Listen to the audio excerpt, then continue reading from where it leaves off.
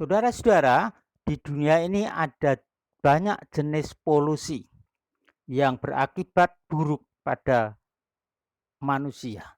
Saudara-saudara, dari jenis polusi itu, saya akan sampaikan tentang polusi roh dan polusi daging. Apakah polusi roh dan apakah polusi daging itu, dan apa pengaruhnya bagi kehidupan manusia secara fisik dan rohani? Apakah negatif atau positif? Saudara-saudara, ikuti terus video ini supaya menjadikan pemahaman yang utuh sehingga terjadi satu perubahan hidup menuju hal yang baik dan indah. Saudara-saudara, saya akan sampaikan dulu mengenai polusi roh atau pencemaran roh dan jiwa kita. Apa saja yang dapat mencemari roh kita, saudara-saudara? Mari kita lihat sumbernya dulu. Sumber polusi roh meliputi ragi-ragi atau pengajaran Farisi, Saduki, Herodian, ragi Babel, Romawi, Yunani, kejawen, dan ragi atau pengajaran dunia lainnya. Yang kedua, sistem keagamaan Babel dan keagamaan Romawi. Yang berikutnya, sistem adat istiadat atau tradisi duniawi warisan leluhur yang tidak sesuai dengan firman Elohim. Berikutnya yang keempat, nabi-nabi palsu dan guru-guru palsu yang hidup tanpa Roh Kudus yang menuruti keinginannya sendiri atas ilham dari roh penyesat. Saudara-saudara, adakah solusi tepat dan cara menangkalnya? Mari kita ikuti berikutnya. Untuk ragi atau ajaran sesat, ragi bisa ditangkal dengan garam. Misal, tepung terigu bisa mengembang jika dikasih ragi. Namun, kalau ditambah garam, maka tidak bisa mengembang. Mengapa, saudara? Karena ragi tidak bisa bercampur dengan garam. Garam mematikan fungsi ragi. Saudara-saudara, Elohim Yeshua HaMashiach mengatakan kepada murid-muridnya atau yang mendengarkan pengajarannya saat itu, kamu adalah garam dunia. Di dalam kitab Matius 5 ayat 13. Kalau semua orang percaya milik Yeshua, percaya dan taat pada ajaran Yeshua, maka ragi atau ajaran dunia terhambat untuk berkembang. Baik itu ajaran Farisi, Saduki, Herodian, Romawi, Yunani, dan ragi dunia lainnya. Kalau sekarang ini ajaran atau ragi dunia yang menyesatkan itu dapat berkembang dan menguasai banyak orang, dikarenakan tidak berfungsinya secara maksimal orang percaya sebagai garam dunia. Saudara-saudara, ingat, garam mematikan fungsi ragi. Selanjutnya tentang sistem agama Babel dan Romawi. Camkan firman Elohim Yahweh ini, saudara-saudara. Di dalam kitab Gilyahna atau Wahyu 18 ayat 4. Umatku keluarlah daripadanya, yaitu sistem keagamaan Babel, supaya kamu tidak bersekutu dalam dosa-dosanya, dan supaya kamu tidak menerima sesuatu dari bencananya. Juga di dalam 2 Korintus 6 ayat 17. Oleh sebab itu, keluarlah kamu dari tengah-tengah mereka dan hendaklah kamu terpisah. Yahweh berfirman. Kita harus keluar dan terpisah dari sistem dan ajaran Babel. Saudara-saudara, mengenai sistem tradisi atau adat istiadat dunia dijelaskan di dalam 1 Petrus 1 ayat 18. Bahwa kita sudah ditebus dari tradisi warisan leluhur yang sia-sia, yang tidak sesuai dengan kehendaknya. Maka saudara-saudara, bagian kita sekarang adalah berhenti dari tradisi dunia warisan leluhur. Kemudian hidup sesuai firman-Nya yang sekaligus untuk membuktikan kepada mereka yang taat kepada tradisi itu bahwa tanpa tradisi itu kita tidak kena hukuman. Ya, sebab di dalam tradisi kalau tidak ditaati kan ada ancamannya, saudara. Bahkan hidup kita sekarang tanpa tradisi itu, tapi menuruti firman Elohim jauh lebih baik daripada sebelumnya. Selanjutnya tentang nabi dan guru palsu. Nabi palsu dan guru palsu sudah dinubuatkan Yesua akan muncul menjelang kedatangannya yang kedua. Nabi palsu menyampaikan seolah-olah firman Elohim Yahweh, padahal hanya dari dirinya sendiri atau titipan sponsor atau orang lain. Pesan Elohim adalah, ujilah segala sesuatu dalam roh, yaitu sesuai kitab suci atau tidak, sesuai Roh Kudus atau tidak.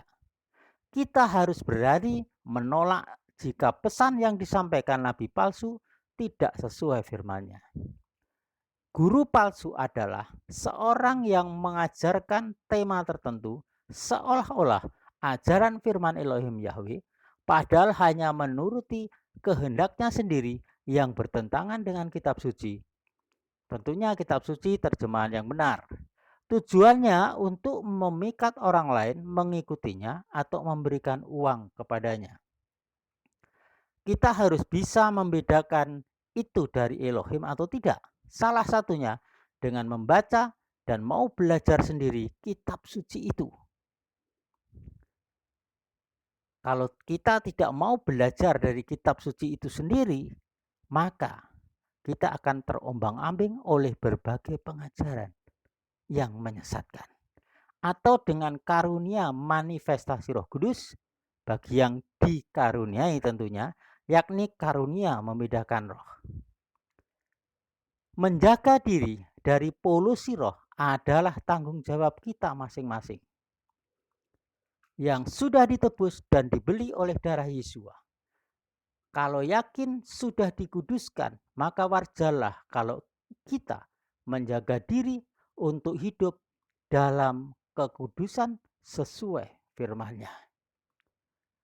Marilah kita kembali kepada kitab suci atau terjemahan yang benar, kepada suara Elohim, dan tinggalkan suara manusia atau rohaniwan yang sudah mengubah suara Yahweh Elohim menurut pandangan dan kepentingan mereka sendiri dan menjadikan norma dan nilai peribadahan rutin sebagai kebenaran. Nah, saudara-saudara, sekarang kita akan melihat tentang polusi daging. Apa itu polusi daging, saudara-saudara? Nah, kita harus melihat dengan jelas dari sumber kebenaran yang sejati, yaitu kitab suci. Polusi daging adalah pencemaran terhadap daging atau tubuh yang sudah dikuduskan oleh darah Yesua dari jenis makanan yang dilarang Elohim. Di dalam kitab Roma 12 ayat 1 menegaskan bahwa hendaknya kita mempersembahkan tubuh kita sebagai persembahan yang hidup, kudus, dan yang berkenan kepada Elohim. Itulah ibadahmu yang bijak. Juga ketika Elohim Yahweh melarang umat kudus miliknya makan makanan yang najis atau tidak kosher, dia mengakhiri larangan tersebut dengan mengatakan, biarlah kamu tidak mengotori jiwamu dengan segala hal, dan kamu tidak membuat dirimu cemar dengannya. Sebab akulah Yahweh Elohimmu, maka haruslah kamu menguduskan dirimu, dan kamu harus menjadi kudus, sebab aku kudus. Itulah yang terdapat di dalam kitab Wayikra atau Imamat 11 ayat 43 dan 44. Dan dalam ayat sebelumnya dari kitab Wayikra atau Imamat 11 tadi, Yahweh memaparkan jenis-jenis daging hewan yang boleh dimakan dan tidak boleh dimakan oleh umat kudus miliknya, dalam rangka menjaga kekudusan hidup sebagai umat kesayangan Yahweh yang berbeda dengan dunia ini. Daging hewan apa saja itu? Yaitu berkuku belah dan memamah biak. Untuk hewan berkaki 4 yang boleh dimakan adalah daging hewan yang berkuku belah dan memamah biak saja. Di luar itu tidak boleh dimakan. Daging hewan yang dilarang antara lain daging babi. Itu berkuku belah tapi tidak memamah biak. Kalau dulu suka daging babi, sekarang no, gitu ya. Daging onta memamah biak, tidak berkuku belah, tidak boleh dimakan. Daging kelinci tidak boleh karena dia hanya memamah biak tapi tidak berkuku belah. Juga hewan berkaki 4 yang berjalan dengan telapak kakinya. Kita baca di dalam Wahyu 11 ayat 1 sampai dengan 8 dan 26 sampai 27. Kemudian tentang hewan air. Hewan air itu tidak hanya ikan. Yang boleh dimakan adalah hewan air yang bersisik dan bersirip. Apa saja itu? Itu adalah ikan kakap, ikan mujair, ikan bandeng, ikan cakalang, ikan tuna, ikan mas, ikan tongkol, dan sejenis ikan lain yang bersisik dan bersirip. Hewan air yang tidak boleh dimakan. Hewan air juga selain ikan yang tidak bersisip atau bersirip. Mereka adalah ikan dori, ikan lele, ikan patin, ikan belut, sidat, kerang, cumi, lobster, udang, hiu, gurita, katak, anjing laut, singa laut, kuda laut, dan sejenis hewan air yang tidak bersisik atau bersirip. Itu dilarang. Selanjutnya mengenai hewan berkeriapan. Yang dilarang untuk dimakan adalah musang, tikus, kura-kura, bulus, penyu, tokek, bunglon, kadal, dan keong atau siput. Bisa dibaca di kitab Wayikra atau Imamat 11 ayat 29 sampai dengan 30. Juga hewan berkeriapan yang dapat terbang yang berjalan dengan keempat kakinya. Selanjutnya yang boleh dimakan adalah segala yang berkeriapan yang dapat terbang, yang berjalan pada keempat kakinya, yaitu yang berpaha lebih atas daripada kaki-kakinya sehingga dapat melompat di atas tanah. Mereka itu adalah belalang berbagai jenisnya. Terdapat dalam kitab Wayikra atau Imamat 11 ayat 20 sampai dengan 23. Demikian juga segala yang berkeriapan yang mengeriap di atas bumi dilarang dimakan, yaitu yang merayap dengan perutnya, ular ya, berjalan dengan keempat kakinya seperti biawak, buaya, komodo, iguana, dan sejenisnya, dan semua yang berkaki banyak seperti kelabang atau kaki seribu. Di dalam kitab Wayikra atau Imamat 11 ayat 41 sampai dengan 42. Mengenai burung yang dilarang adalah burung Raja Wali dengan segala jenisnya, elang segala jenisnya, layang-layang, gagak, burung unta, camar, pungguk, dendang air, burung hantu segala jenisnya, burung undan, burung nasar, bangor, ranggung segala jenisnya, burung meragai, dan kelelawar. Di dalam kitab Wayikra atau Imamat 11 ayat 13 sampai dengan 19. Apalagi yang dilarang yaitu makanan bekas penyembahan berhala. Kemudian daging hewan yang mati dicekik, biasanya RW ya, anjing. Kemudian bangkai dan makan darah. Dari darah dibuat makan seperti saren itu ya, itu kan dilarang. Itu ada di dalam Kisah 15 ayat 29. Selanjutnya mengenai narkoba dan minuman keras, itu juga dilarang dikonsumsi. Mengapa? Karena itu semua merusak tubuh kita yang sudah dikuduskan oleh darah Yesua untuk kemuliaan Elohim. Saudara-saudara, kita perlu menguduskan diri. Pantangan makan, makanan tertentu tersebut, ingat, bukan untuk beroleh keselamatan.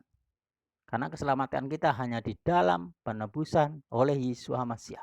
Melainkan untuk menguduskan diri dari pencemaran daging sebagai umat yang sudah dikuduskan dan diselamatkan oleh darah Yesus Masiah.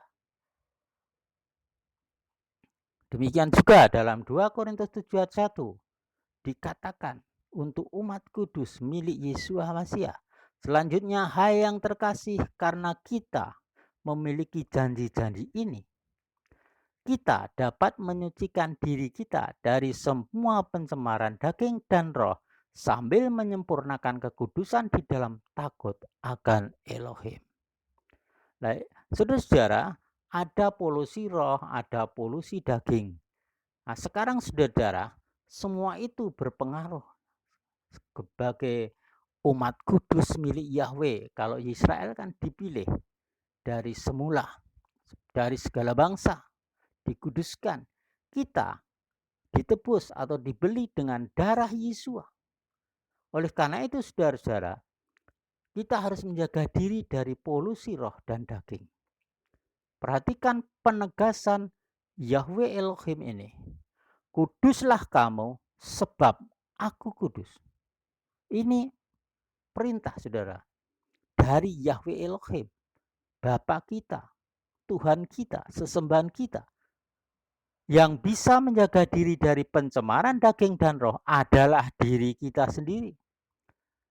Oleh karena itu, saudara-saudara, berdoa dan berjagalah senantiasa di dalam Elohim supaya tidak jatuh di dalam pencobaan, yakni makan makanan yang tidak kosher atau makanan yang dilarang Elohim Yahweh, dan dari ragi atau ajaran dunia yang menyesatkan. Nah, itu saudara-saudara yang diperintahkan Yahweh untuk kita. Oleh karena itu, saudara-saudara, jangan menyalahkan Tuhan, jangan menyalahkan kehilat, jangan menyalahkan orang lain. Tapi perlindungan terhadap polusi roh dan daging tergantung pada niat kita sendiri, pada kemauan diri kita sendiri, mau hidup kudus